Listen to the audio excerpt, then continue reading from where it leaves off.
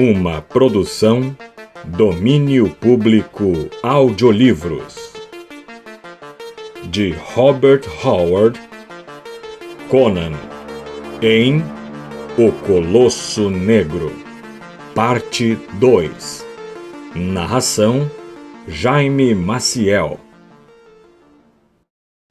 Antes de começar o vídeo, curta, compartilhe e caso ainda não seja inscrito no canal, clique no botão Inscreva-se. Quer ouvir mais histórias de Conan? Confira a nossa playlist.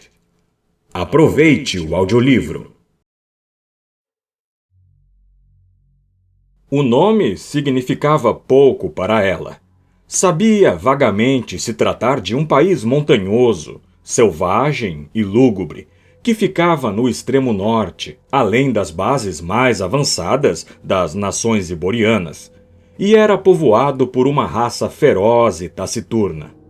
Ela nunca tinha encontrado um deles. Descansando o queixo sobre as mãos, encarou-o com seus profundos olhos azuis, que já haviam escravizado o coração de muitos. Conan da Ciméria. Disse que eu precisava de ajuda. Por quê? Bem, ele respondeu. Qualquer homem pode ver isso. O rei, seu irmão, está numa prisão em Ofir. Kot trama para escravizá-los. Há um feiticeiro causando destruição e um fogo infernal em Shen. E o pior, seus soldados desertam dia após dia. Ela não respondeu nenhuma vez. Era uma experiência nova ver um homem se dirigindo a ela de modo tão direto, sem que as palavras fossem almofadadas em frases afáveis. Por que meus soldados desertam, Conan? Alguns estão sendo contratados por Kot. Ele explicou, puxando com prazer a jarra de vinho. Muitos acham que Coradia, como Estado independente, está condenada. E outros estão assustados por causa das histórias sobre aquele cão, Natok. Os mercenários continuarão ao meu lado? Ela quis saber, ansiosa. Enquanto nos pagar bem, ele respondeu com sinceridade. Suas políticas não nos interessam.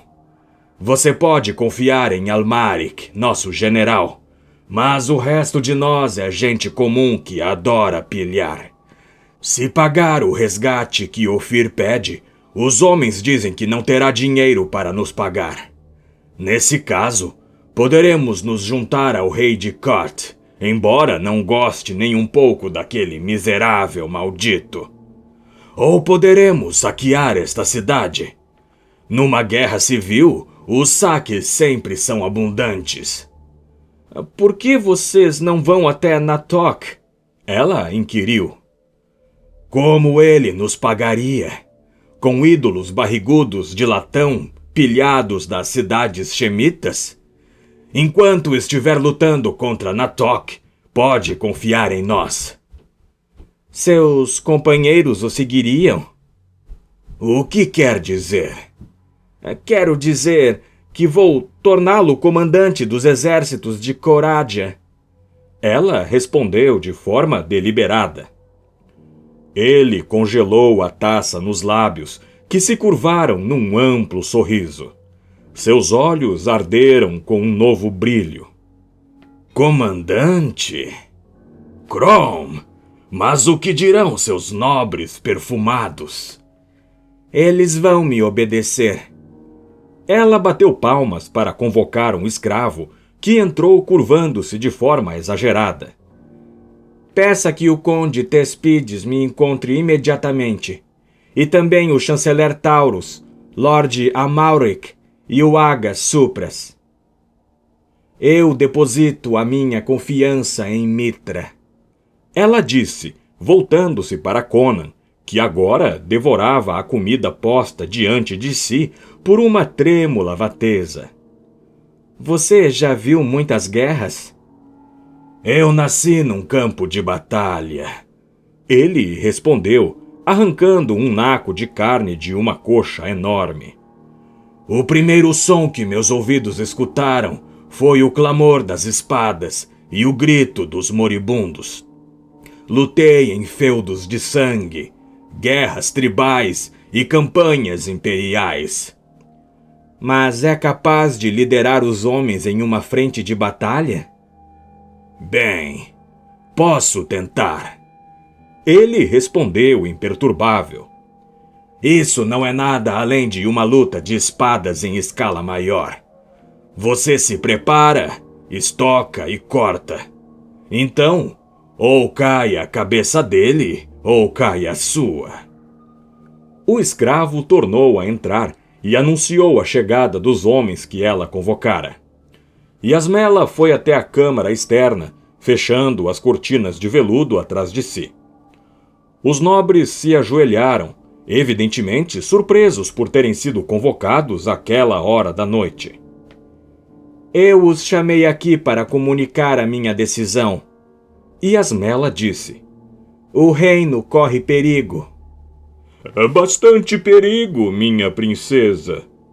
Quem falava era o conde Tespides, um homem alto de cabelos pretos encaracolados e perfumados.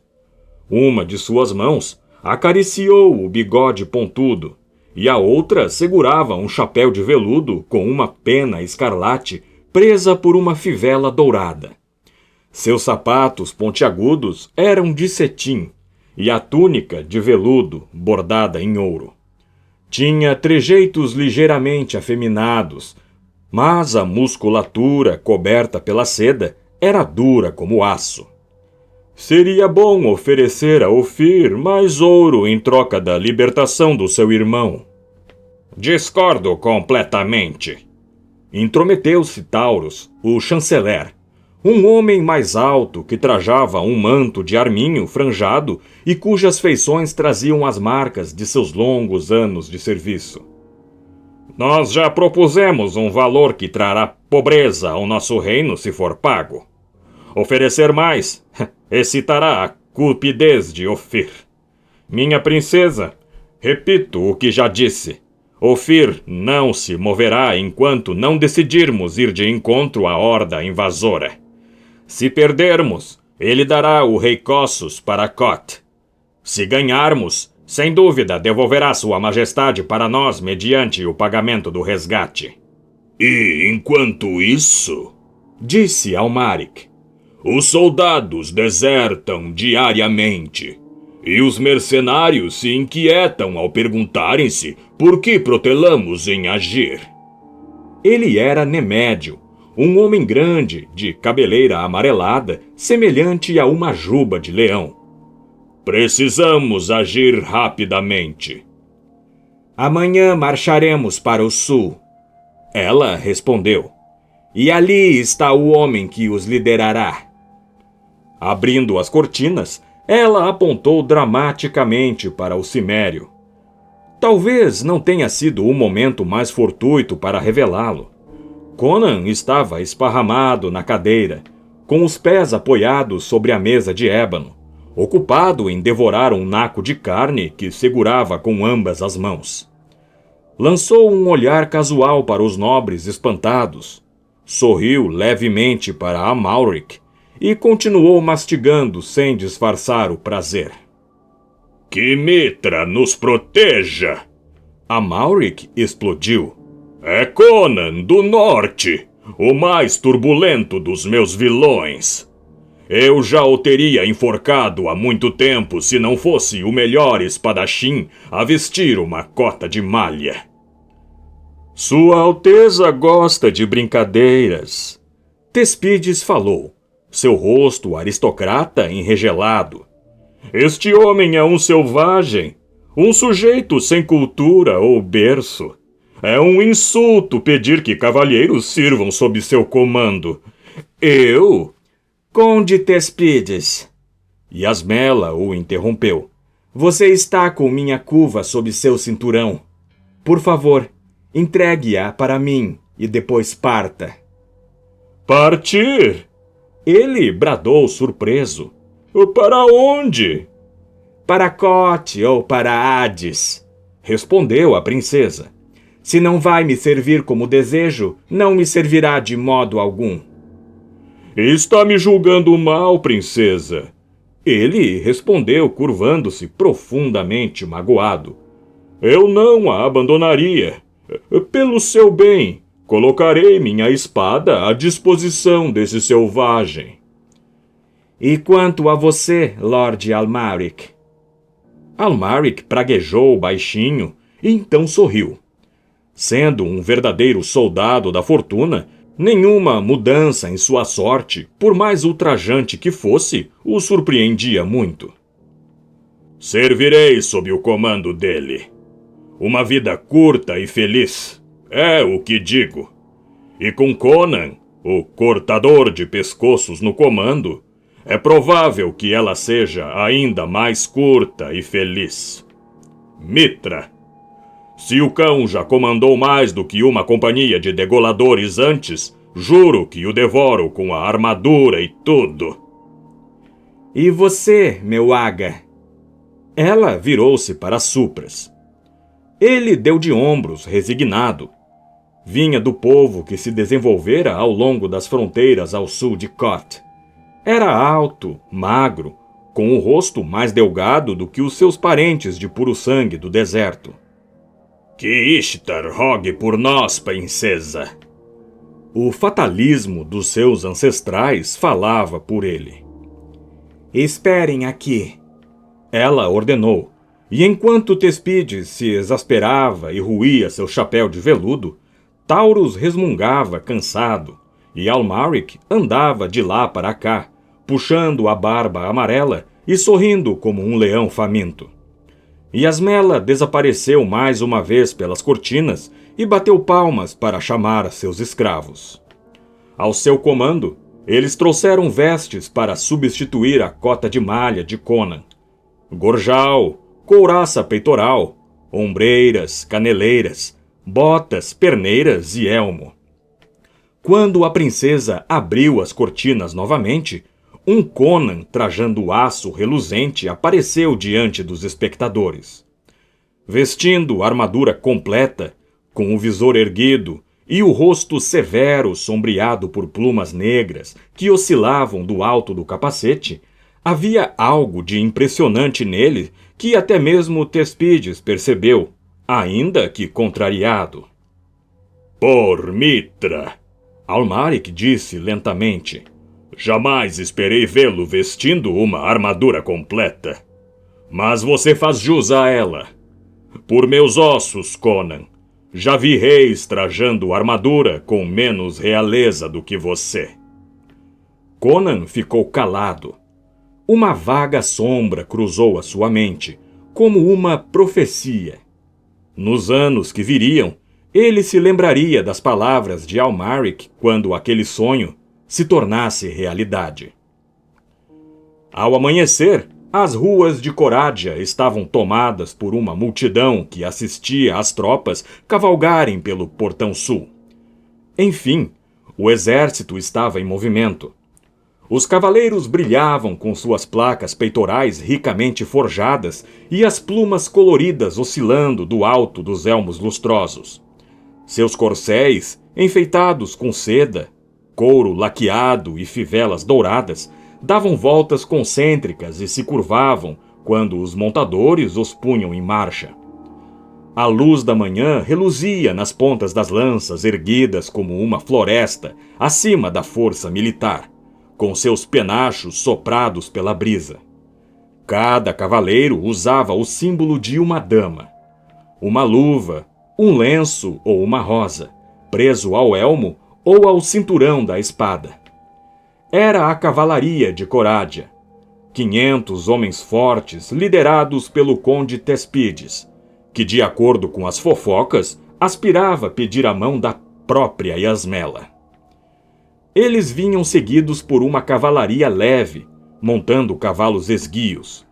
Seus cavaleiros costumavam ser montanheses, magros e com as feições de um falcão. Vestiam um capacete pontudo na cabeça e uma cota de malha que brilhava por baixo dos caftans esvoaçantes. Sua principal arma era o temível arco shemita, capaz de disparar flechas a uma distância de 500 passos. Eram em 5.000, e Supras vinha à frente, o rosto magro e taciturno sob um elmo espiralado. Logo atrás marchavam os lanceiros de Corádia, sempre poucos comparativamente falando em qualquer estado iboriano, onde os homens viam a cavalaria como o único ramo honrável de serviço. Como os cavaleiros, eles carregavam o antigo sangue de Kot nas veias.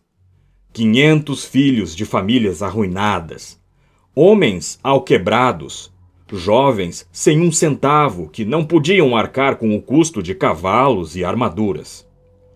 Os mercenários vinham na retaguarda, 1.000 homens a cavalo e 2.000 lanceiros. Os cavalos altos da cavalaria pareciam brutos e selvagens, assim como os seus montadores.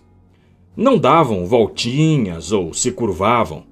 Havia um aspecto sinistramente sério naqueles assassinos profissionais, veteranos de campanhas sanguinárias. Vestidos da cabeça aos pés em cotas de malha, usavam capacetes sem visores, acoplados sobre barretes. Os escudos eram adornados e as longas lanças não tinham estandartes.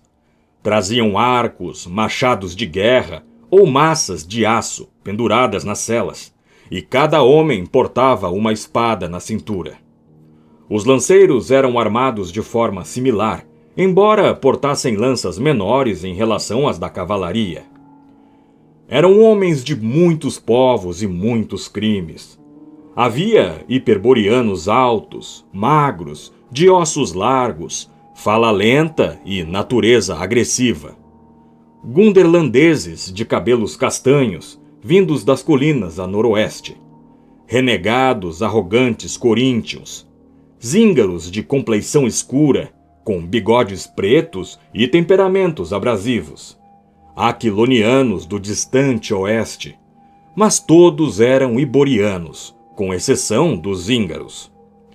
Atrás de todos vinha um camelo ricamente adornado, puxado por um cavaleiro e um grande corcel de guerra e cercado por um conjunto de guerreiros escolhidos a dedo das tropas da casa. Protegida pelo dossel de seda em volta do assento, uma figura magra, vestindo trajes também de seda, vinha montada no animal, e ao vê-la, a população, sempre respeitosa ante a realeza, tirava seus chapéus e ovacionava em alegria. Conan, o cimério, agitado em sua armadura, encarava o camelo adornado com desaprovação e falava com Amalric, que cavalgava ao seu lado, resplandecente em uma cota de malha tecida com ouro, peitoral dourado e capacete com uma crina de cavalo esvoaçante. A princesa quis vir conosco. Ela é ágil, mas delicada demais para esse trabalho. De qualquer modo, vai ter de tirar essas roupas. Amalric torceu o bigode amarelo para esconder um sorriso.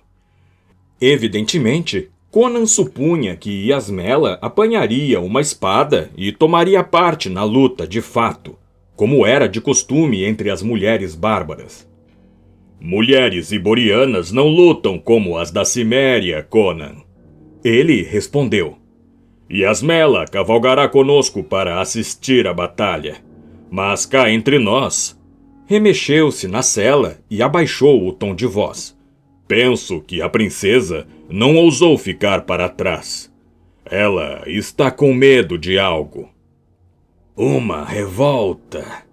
Quem sabe seja melhor enforcarmos alguns cidadãos antes que ela comece? Não. Uma das damas de companhia dela falou, balbuciou algo que surgiu no palácio durante a noite e deixou Yasmela apavorada além da razão. É alguma bruxaria de Natok, creio. Conan, nós lutamos contra algo além de carne e sangue. Bem, o cimério grunhiu. É melhor ir de encontro a um inimigo do que esperar por ele. Ele olhou para a longa fileira de carroças e camponeses que o seguia. Segurou as rédeas e, por força do hábito, pronunciou o lema dos mercenários em marcha. O inferno ou o saque, companheiros! Marchem! Atrás do longo comboio, os pesados portões de Corádia se fecharam. Cabeças afoitas se alinhavam nas ameias. Os cidadãos sabiam que estavam assistindo a vida ou morte passar à sua frente. Se o exército fosse vencido, o futuro de Corádia seria escrito em sangue. Misericórdia era uma qualidade desconhecida para as hordas invasoras, vindas do selvagem sul. As fileiras marcharam ao longo do dia, cruzando prados e gramíneas entrecortados por pequenos rios, enquanto, aos poucos, o terreno começava a ficar mais íngreme. Adiante jazia uma cadeia de colinas baixas, formando uma faixa ininterrupta de leste a oeste. Eles acamparam naquela noite nas encostas, ao norte das colinas, e homens de nariz curvo e olhares impetuosos das tribos das montanhas vieram-se a chegar perto das fogueiras, repetindo notícias advindas do misterioso deserto. O nome de Natok rastejava por suas narrativas como uma serpente. A mando dele, os demônios do ar trouxeram trovões, vento e neblina, e as criaturas do submundo sacudiram a terra com seus terríveis rugidos.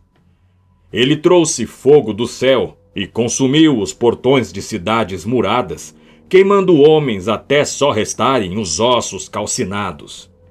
Seus guerreiros cobriam o deserto em grande número, e ele tinha 5.000 tropas estígias em bigas de guerra, sob o comando do príncipe Kutamun. Conan ouviu tudo imperturbável. A guerra era seu ofício.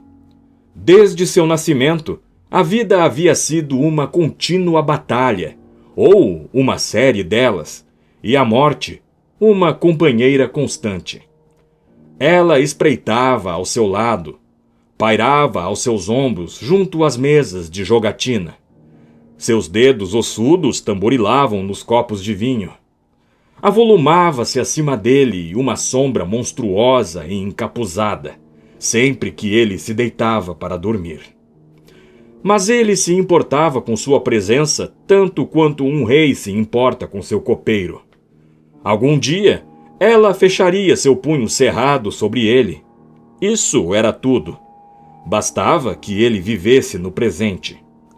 Contudo, outros não sentiam tanta indiferença ao medo.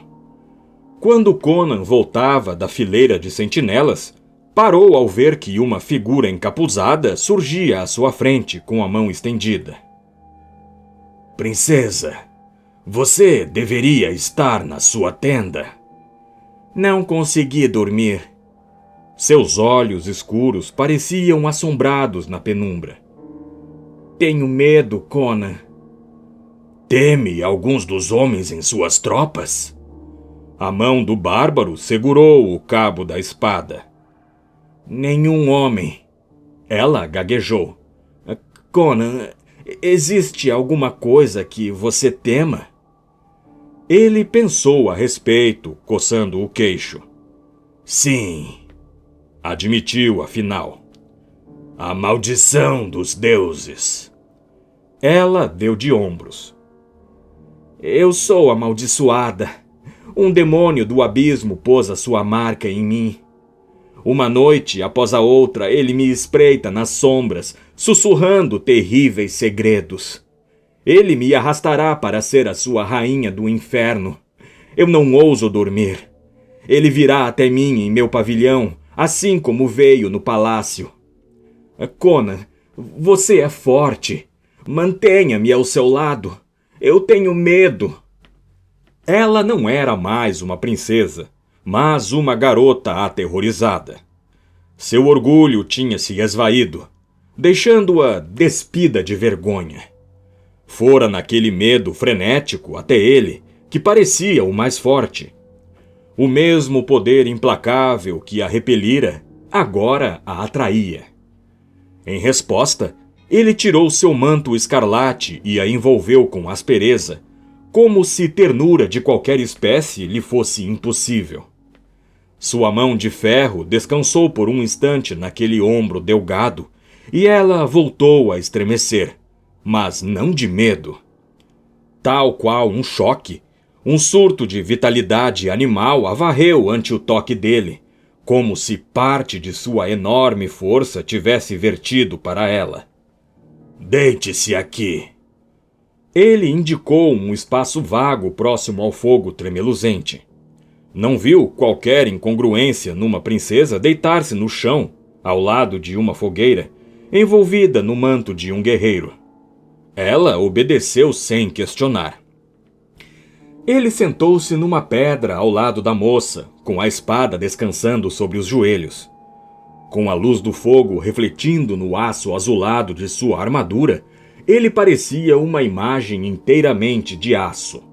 Um poder dinâmico que, por ora, repousava, não descansando, mas imóvel, aguardando um sinal para entrar em ação. A luz das chamas dançava em suas feições, fazendo-as parecer esculpidas numa substância rígida como ferro, porém sombria. Seu rosto estava imóvel, mas os olhos ardiam com vida feroz. Ele não era um selvagem qualquer. Era parte da natureza, uno com os elementos indomáveis da vida. Em suas veias corria o sangue de uma matilha de lobos. Em sua mente espreitavam as profundezas nuviosas da noite nortenha. Seu coração pulsava com o lume de uma floresta em chamas. Assim, meio reflexiva, meio sonhadora, Yasmela caiu no sono, envolvida por um senso delicioso de segurança. De algum modo, sabia que nenhuma figura de olhos reluzentes se curvaria sobre ela na escuridão, com aquela silhueta austera montando guarda ao seu lado. Contudo, mais uma vez ela despertou estremecendo num medo cósmico, embora não devido a alguma visão que tivera. Foi um murmúrio grave de vozes que a acordara. Ao abrir os olhos, viu que a fogueira estava minguando. Uma insinuação da alvorada pairava no ar. Conseguiu ver que Conan ainda se sentava sobre a pedra. Sua longa lâmina azulada reluzia. Abaixado ao lado dele havia outra figura, sobre a qual o fogo lançava um brilho tênue. Yasmela distinguiu, ainda sonolenta, um nariz curvo e um par de olhos brilhando sob um turbante branco. O homem falava rápido em um dialeto xemita que ela teve dificuldade em compreender. Que Belsec, meu braço, eu digo a verdade. Por derqueto, Conan. Sou um príncipe das mentiras, mas não minto para um velho companheiro.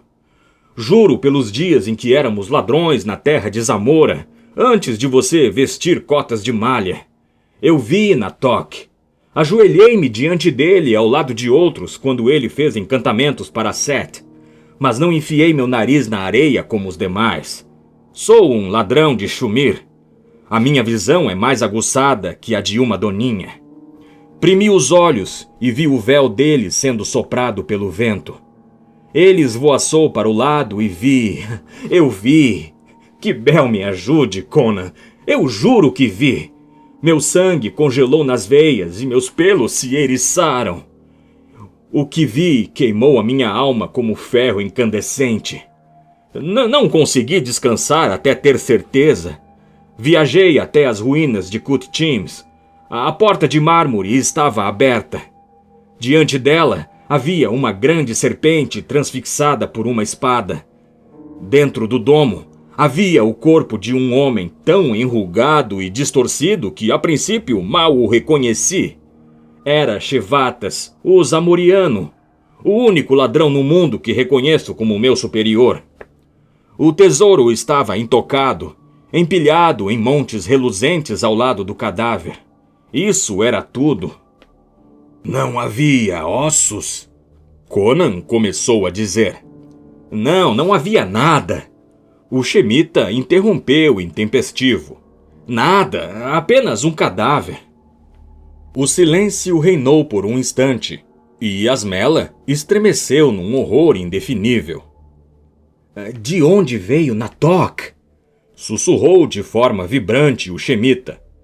Do deserto, numa noite em que o mundo era cego e selvagem, com nuvens escuras conduzidas num voo frenético ao longo das estrelas estremecendo, e o uivo do vento se misturou aos gritos dos espíritos. Vampiros vagavam naquela noite, bruxas cavalgavam nuas o vendaval, e lobisomens uivavam nas planícies selvagens. Ele veio num camelo preto, cavalgando como o vento, e o fogo profano o cercava. Os rastros do camelo brilhavam no escuro. Quando Natok desmontou diante do altar de Set, no oásis de Apaka, a fera desapareceu na noite. E conversei com homens das tribos que juraram que ela abriu as asas gigantescas e sumiu nas nuvens, deixando uma trilha de fogo para trás. Nenhum homem tornou a ver o camelo desde aquela noite, mas uma sombra negra de aspecto humano cambaleia até a tenda de Natok e conversa com ele na densidão das trevas que precedem a alvorada. Vou te dizer uma coisa, Conan. Natok é... Olha, vou mostrar uma imagem do que vi naquele dia em Shushan, quando o vento soprou aquele véu. Yasmela viu o brilho do ouro na mão do Shemita quando os homens se inclinaram sobre algo. Ela escutou Conan grunhir. Subitamente, a treva rolou sobre ela. Pela primeira vez em sua vida, a princesa Yasmela tinha desmaiado. O amanhecer era só uma insinuação branca no leste quando o exército retomou a sua marcha. Homens das tribos, com cavalos ofegantes por conta da longa trajetória, haviam chegado ao acampamento para relatar que a horda tinha acampado no poço de Al-Taku. Assim, os soldados seguiram em passo acelerado pelas colinas, deixando para trás as carroças. Yasmela cavalgou com eles. Seus olhos estavam assombrados. O horror inominável vinha assumindo cada vez mais uma forma pavorosa desde que ela reconhecera a moeda na mão do Shemita, na noite anterior. Uma daquelas moldadas secretamente pelo degradado culto Zujita, contendo as feições de um homem morto há 3.000 anos. O percurso atravessava falésias irregulares e penhascos desolados que se avultavam sobre vales estreitos. Aqui e acolá, vilas se empoleiravam, um amontoado de cabanas de pedra rebocadas com lama. Os homens das tribos aproximavam-se para juntarem-se aos seus, de modo que, antes de atravessarem as colinas, o contingente fora ampliado para 3.000 arqueiros. Eles deixaram as colinas abruptamente, recuperando o fôlego na vasta imensidão que se alargava para o sul. Daquele lado, as colinas decresciam firmemente, marcando uma distintiva divisão geográfica entre os planaltos cotianos e o deserto ao sul. As colinas eram a coroa dos planaltos, estendendo-se numa muralha quase ininterrupta. Ali, eram nuas e desoladas, habitadas apenas pelo clã Zahemi, cujo dever era proteger a estrada das caravanas. Depois das colinas, o deserto se estendia poeirento e sem vida.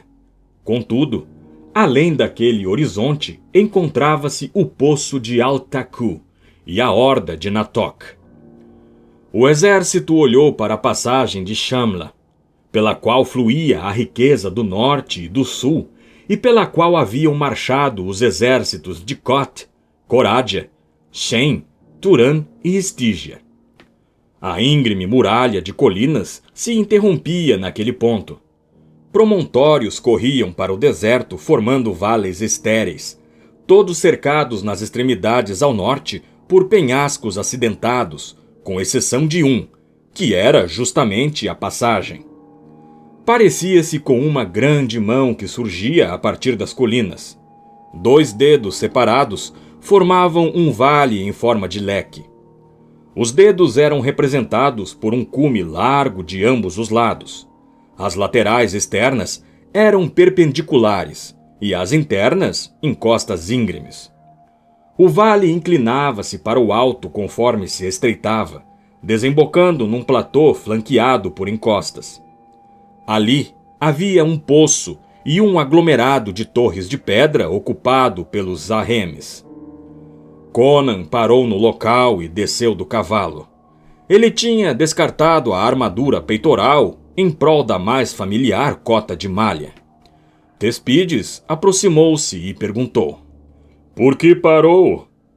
"Vamos esperar por eles aqui." Conan respondeu. "Seria mais cavalheiresco cavalgar de encontro a eles", ralhou o conde. "Eles nos esmagariam pela superioridade numérica." O cimério retorquiu. "Além disso, não há água lá fora. Acamparemos nesse platô." "Mas meus cavaleiros e eu acamparemos no vale." Thespides disse zangado. "Nós somos a vanguarda e não tememos um enxame de esfarrapados do deserto." Conan fez um muxoxo e o furioso nobre cavalgou para longe. Amalric parou, enquanto observava a tropa cintilante descer o penhasco rumo ao vale. "Idiotas! Logo seus cantis estarão vazios e terão de cavalgar de volta para o poço para dar de beber aos cavalos." "Deixe-os", Conan replicou. "É difícil para eles aceitar ordens minhas.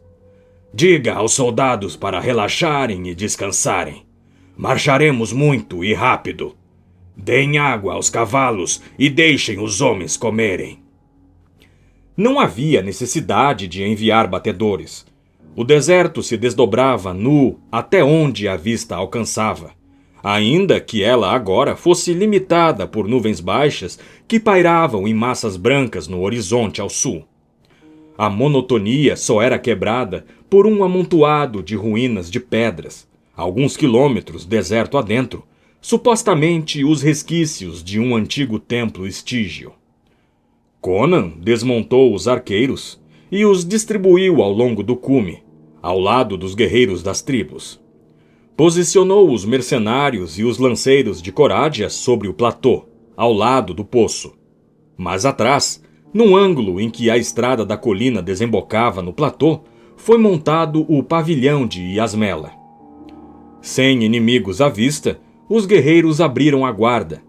Os capacetes foram retirados, os barretes jogados por sobre os ombros e os cintos desafivelados. Piadas rudes eram contadas enquanto os guerreiros mastigavam carne e enfiavam o focinho em canecas de cerveja. Ao longo da cordilheira, os montanheses também relaxaram, comendo tâmaras e azeitonas.